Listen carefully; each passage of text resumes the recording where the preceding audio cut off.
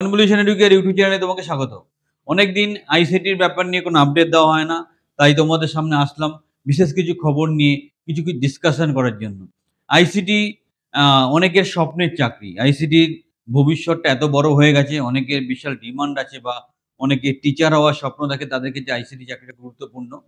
এবার ব্যাপার হচ্ছে কোথায়, কোথায় রিক্রুটমেন্ট হচ্ছে। একটা পরীক্ষা হয়ে তারপর ব্যাপারটা কেমন যেন থমকে আছে। বাট যেই স্কুলে ৬০ বছরের ঊর্ধ্বে যারা হয়েছে টিচাররা, যারা বেরিয়ে গেছে, মানে গ্যাপ তৈরি হয়েছে অথবা চাকরি ছেড়ে দিয়েছে, অথবা কিছু ক্ষেত্রে যারা মেটারনিটি লিভে আছে, সেখানে কিন্তু অল্প পরিমাণে খেপে রিক্রুটমেন্ট কিছু হচ্ছে। যে বা যারা ফোন পাচ্ছ, তারা ইমিডিয়েটলি আমাদের সাথে কনসার্ন করলে আমরা ফার্দার তোমাকে হেল্প করতে পারি।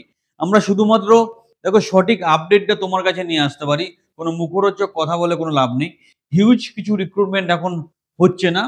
স্টেপ বাই স্টেপ অল্প সংখ্যক কিছু রিক্রুটমেন্ট হচ্ছে। তাই যাদের স্বপ্নের চাকরি আইসিটি এবং পরীক্ষা দিয়ে বসে আছো, একটু হলেও সতর্ক থাকো। কোনো ভালো আপডেট থাকলে আমাদেরকে জানাও।